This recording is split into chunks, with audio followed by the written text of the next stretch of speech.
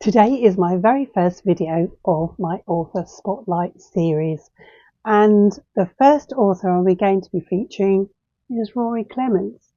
So if you have read him and enjoy him, you'll enjoy this video. If you haven't and he's completely new to you, stay tuned because I think you're going to like it.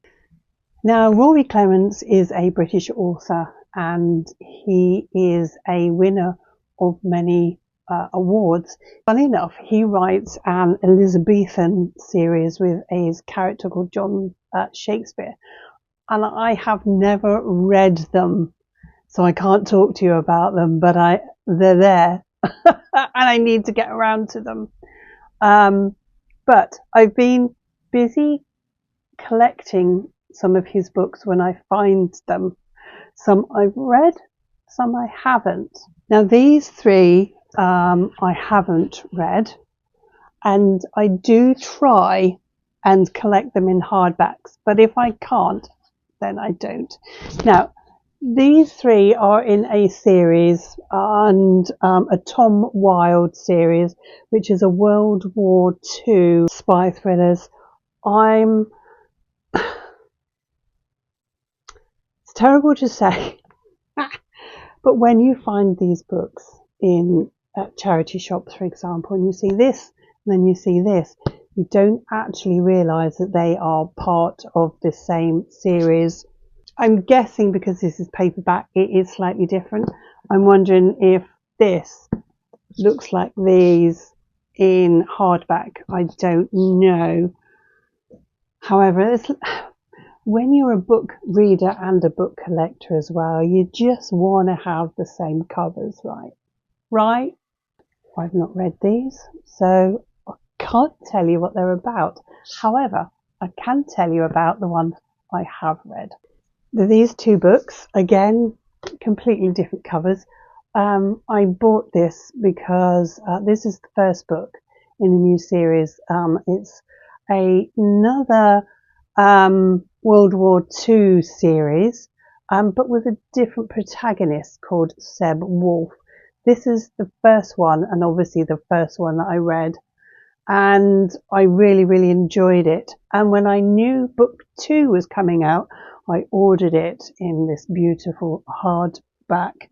I've read both. I'm going to talk more about this one today, and then maybe a little bit about this one, or I'm going to do a separate video. However, again, I do want to get myself a nice hard copy of Munich Wolf.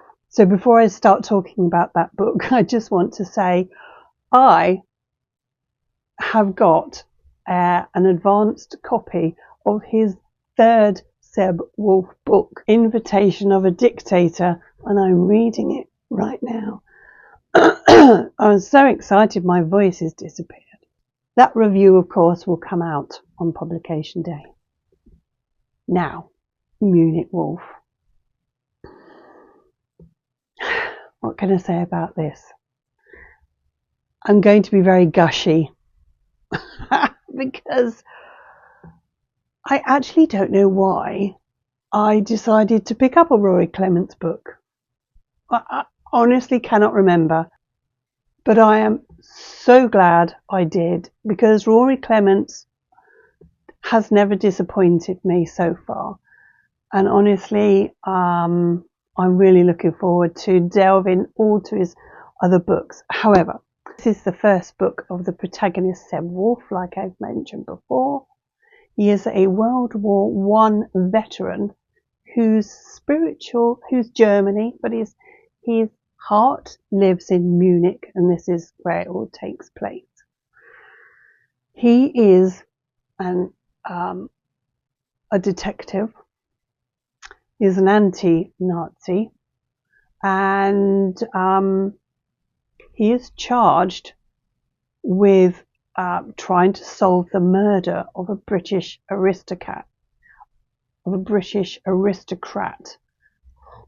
Rosie Palmer, whose mother or grandmother or something like that has connections to the current Queen or something. So it's quite a delicate matter to start with.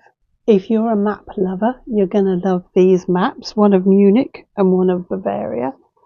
And then obviously we go straight into chapter 1. Poor Seb, he has to deal with the Nazi regime in his investigations, which do hamper him quite a bit.